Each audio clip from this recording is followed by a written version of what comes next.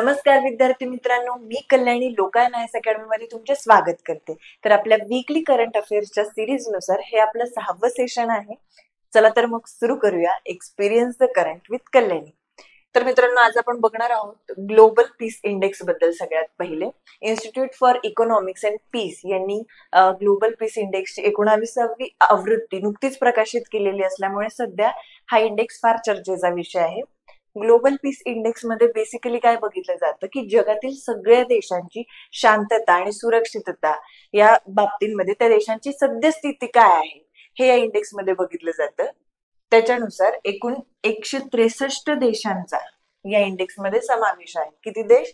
163 देश, म्हणजे जवळजवळ जगातल्या 99.7% एवढ्या लोकसंख्येचं प्रतिनिधित्व करणारे हे देश आहे. 99% लोकसंख्येचं प्रतिनिधित्व करतात. तर पुढे बघूया, 3 मुख्य क्षेत्रांवर आधारित 23 गुणात्मक व प्रमाणात्मक निर्देशक आहेत. तर कोणत्या कोणत्या 3 मुख्य क्षेत्रांवर आधारलेले आहेत, कसं चेक केलं जातं? ते समाजातील सुरक्षा व सुरक्षिततेची पातळी. समाजातील सुरक्षा व सुरक्षिततेची पातळी म्हणजे काय की तुमच्या देशामध्ये दहशतवादाची स्थिती काय आहे, राजकीय अस्थिरता किती आहे, या सगळ्या गोष्टी, किंवा तुमच्या देशामध्ये संघर्ष कोणते कोणते चाललेले आहे, या सगळ्यावरून मोजमाप केलं जातं. त्याच्यानंतर देशांतर्गत व आंतरराष्ट्रीय संघर्षाची तीव्रता. हेच पुन्हा की देशांतर्गत काय संघर्ष चालले, म्हणजे तुमच्या देशामधून कोणता एखादा विभाग फुटून वेगळं होण्याची मागणी करतोय का, किंवा मग आंतरराष्ट्रीय संघर्ष जसं की सध्या देशामध्ये जगामध्येच सगळीकडेच चालले आहे. भारत पाकिस्तान झाला, इस्रायल इराण झाला, त्याच्यानंतर रशिया युक्रेन झाला. पुढचा पॉइंट आहे की लष्करीकरणाची पातळी. लष्करीकरणाची पातळी म्हणजे प्रत्येक देशाकडे किती अण्वस्त्राचा साठा आहे, किंवा त्यांच्याकडे कोणकोणते शस्त्रास्त्र आहेत, किंवा त्यांचा संरक्षणावरचा खर्च किती आहे, या सगळ्या गोष्टींची ह्याच्यामध्ये माहिती बघितली जाते आणि त्याच्यावरून ठरवला जातो हा निर्देशांक. तर 3 मुख्य क्षेत्र कोणते कोणते होते? सुरक्षा व सुरक्षिततेची पातळी, देशांतर्गत आंतरराष्ट्रीय संघर्षाची तीव्रता आणि लष्करीकरणाची पातळी. पुढे जाऊयात. महत्वाचा निष्कर्ष, आता कन्क्ल्युजन काय निघाले याच्यातून की जागतिक शांततेची सरासरी पातळी घसरत आहे दिवसेंदिवस. आपण बघतोच आहेत आजूबाजूला, रोजच्याच न्यूज आहेत. दक्षिण आशिया, दक्षिण आशिया जागतिक स्तरावर 2ऱ्या क्रमांकाचा सर्वात कमी शांततामय प्रदेश झालाय. सर्वात कमी शांततामय प्रदेश झाला आहे जागतिक स्तरावर 2ऱ्या क्रमांकाचा. सध्याच्या काळामध्ये जेव्हापासून युद्ध सुरू झालंय ना, रशिया युक्रेन झालं किंवा मग इस्रायल इराण झालं, तेव्हापासून भारत पाकिस्तान आपण बघितलं, तेव्हापासून इथे सतत युद्धजन्य परिस्थिती आहे. पुढे बघूया की आईसलँड सलग प्रथम क्रमांकावर आहे. सर्वात शांत देश आहे. मागच्या कित्येक वर्षांपासून आईसलँड हा प्रथम क्रमांकाचा सगळ्यात शांततामय देश आहे. का? त्यांचं शांततामय परकीय धोरण झालं, या सगळ्या गोष्टींमुळे. भारताचा क्रमांक 115वा आहे, म्हणजे 163 देशांपैकी भारताचा क्रमांक कितवा आहे? 115वा. रशियाबद्दल महत्वाचं की 163व्या क्रमांकावर आहे. सगळ्यात शेवटच्या क्रमांकावर कोणता देश आहे? तर रशिया. सर्वात अस्थिर आणि कमी शांततामय देश आहे. जगातला सगळ्यात अस्थिर आणि कमी शांततामय कोणता आहे? तर रशिया आहे. तर महत्वाचे मुद्दे कोणते कोणते त्याच्यामध्ये लक्षात ठेवण्यासारखे की कोण प्रकाशित करतं? IEP, institute for economics and peace. त्याच्यानंतर एकूण किती देश होते? 163. भारताचा क्रमांक कितवा आहे? 115वा. आणि प्रथम कोण आहे? आईसलँड. आणि रशियाची स्थिती शेवटचीच आहे, हे लक्षात राहून जाईल. पुढे बघूयात. गुजरात राज्यातील आणंद येथे देशातील पहिले राष्ट्रीय सहकारी विद्यापीठ स्थापन करण्यात येणार आहे. तर स्थान गुजरात राज्यातील आणंद. तर आनंद इथेच का बरं स्थापन करतायत बरं? तर आनंद हे अमूलची जी चळवळ होती, त्याच्यानंतर सहकारी क्षेत्राची जी चळवळ होती, या सगळ्या चळवळीमध्ये या आनंद या हे ठिकाण फार एक महत्वपूर्ण केंद्र होतं. त्याच्यामुळे आनंद या ठिकाणीच त्यांनी हे विद्यापीठ स्थापन करण्याचा निर्णय घेतलाय. तर या विद्यापीठाला नाव काय दिलंय? त्रिभुवनदास किशिभाई पटेल यांच्या नावावरून त्रिभुवनदास किशीभाई पटेल राष्ट्रीय सहकारी विद्यापीठ हे नाव देण्यात आले. तर हे त्रिभुवनदास जे होते त्यांची अमूलच्या चळवळीमध्ये सहकार क्षेत्राच्या चळवळीमध्ये खूप मोठं योगदान होतं. ते खूप मोठे नेते होते म्हणून त्यांच्या नावावरून हे विद्यापीठ बांधण्यात आले. तर उद्दिष्ट काय? सहकार क्षेत्राचा विकास आणि व्यावसायिकता आणणे. देशाच्या विकासाला हे पूरकच आहे. त्याच्यानंतर सहकार, कृषी व्यवसाय आणि ग्रामीण विकासात शिक्षण, प्रशिक्षण व संशोधन. पुढे सहकार क्षेत्रासाठी कुशल मनुष्यबळ आणि नेते तयार करणे. भविष्याचा पण इथे विचार केलेला आहे की सहकार क्षेत्रामध्ये कुशल मनुष्यबळ असेल तर भविष्यातील नेत्यांचा उदय होण्याला हे पूरकच राहणार आहे.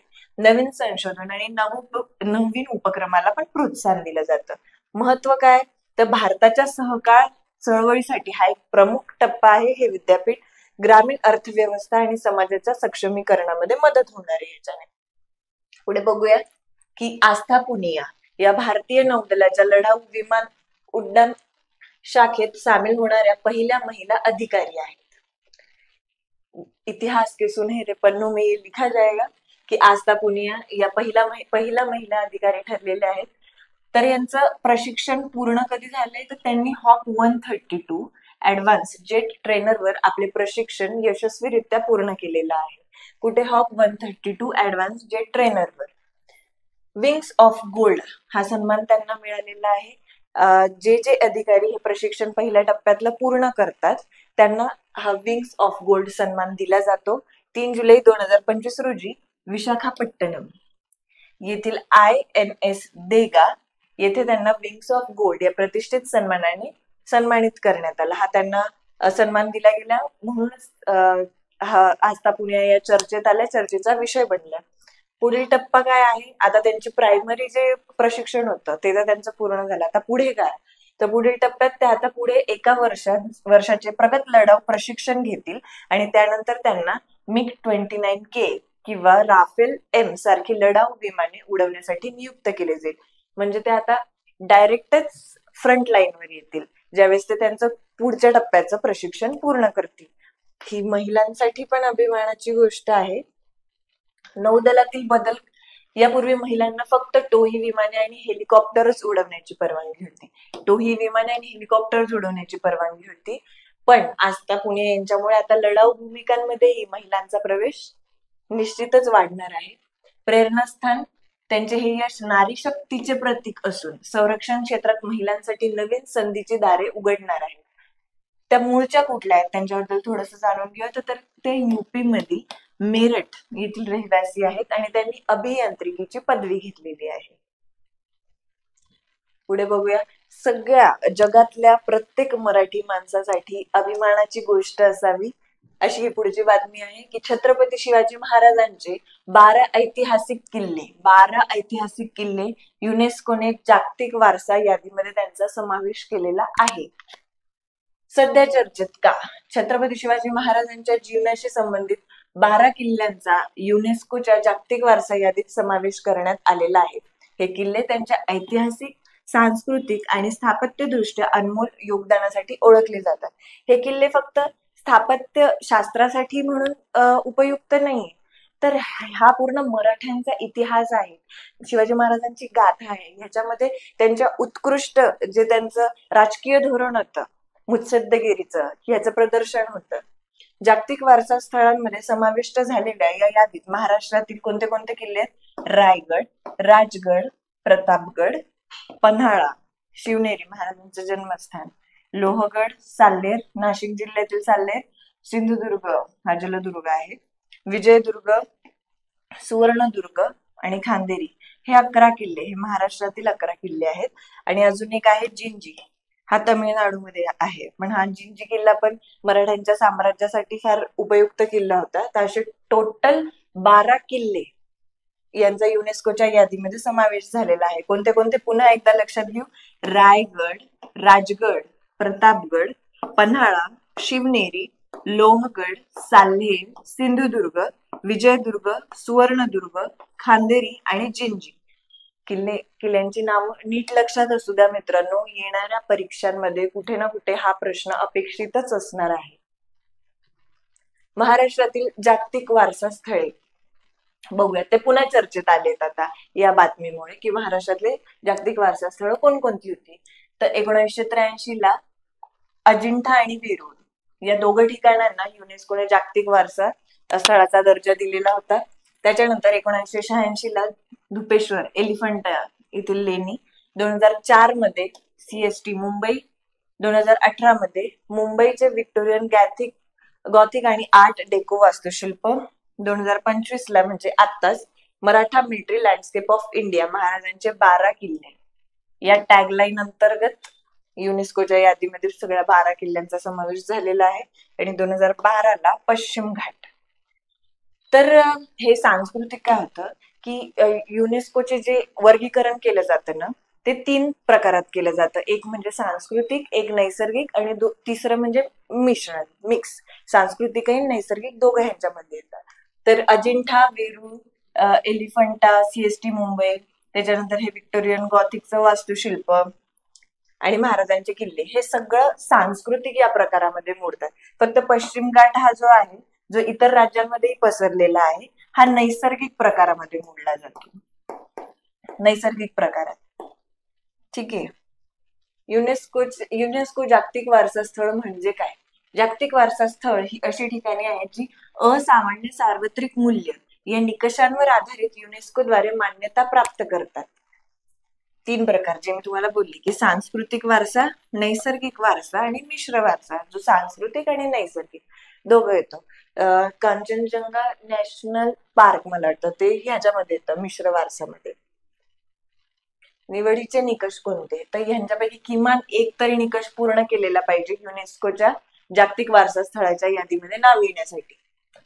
तर निकष कोणते? की मानवी सर्जनशीलतेचे प्रतिनिधित्व करायला हवं, सांस्कृतिक किंवा ऐतिहासिक काहीतरी महत्व पाहिजे त्या ठिकाणाचं, सांस्कृतिक किंवा ऐतिहासिक, जसं आपल्या किल्ल्यांचं आहे. स्थापत्य, परिसंस्थात्मक किंवा भूशास्त्रीय दृष्ट्या महत्व असणंही गरजेचं आहे. अप्रतिम नैसर्गिक सौंदर्य आणि जैवविविधता जी पश्चिम घाटामध्ये आढळते.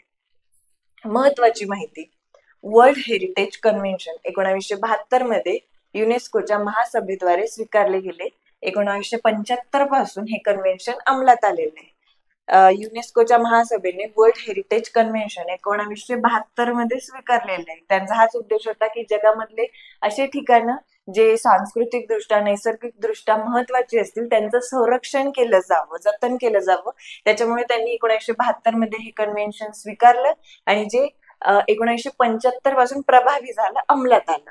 वर्ल्ड हेरिटेज कमिटी, याच करारातून ही कमिटी पण स्थापन झाली. या समितीची निर्मिती झाली वर्ल्ड हेरिटेज कमिटीची. जागतिक यादीतील स्थळांची निवड आणि देखरेख करणे हे या कमिटीचं काम आहे, हे लक्षात ठेवूयात.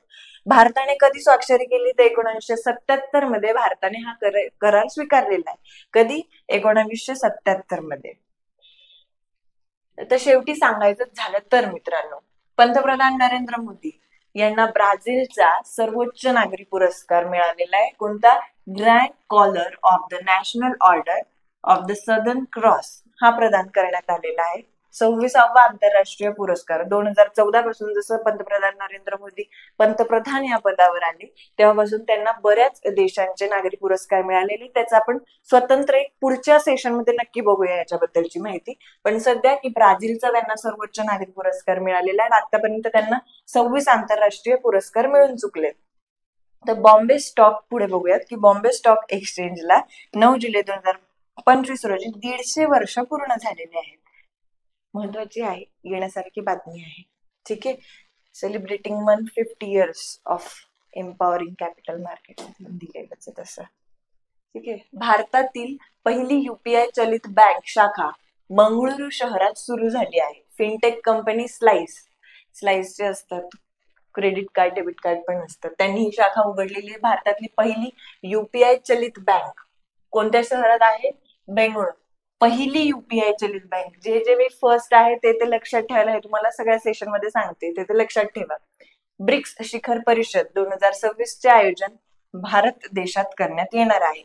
ब्रिक्सचे 26चं आयोजन कोणत्या देशात आहे? आपल्याकडेच आहे, भारत. तर ब्रिक्स मध्ये कोणते कोणते देश येतात? एक आहे Brazil, R for Russia, I stands for India, C for China आणि साऊथ आफ्रिका. ठीक आहे. तर ही जी ब्रिक्स परिषद आहे ही लास्ट कुठे भरली होती आणि याच्या आधीची आता जिथे घोषणा झाली की 2026 ची भारतात घेण्यात येणार आहे, तर आधीची भरली होती ब्राझीलला, 25 ची परिषद ब्रिक्सची ब्राझीलला भरली होती. याच्या आधी पण भारतामध्ये झाली का, तर 2021 साली ह्या परिषदेचं यजमानपद भारताकडे होतं, पण त्यावेळेस कोविड-19 असल्यामुळे ही परिषद ऑनलाईनच झाली होती. पण आता 2026 मध्ये भारत देशामध्ये घेण्यात येणार आहे.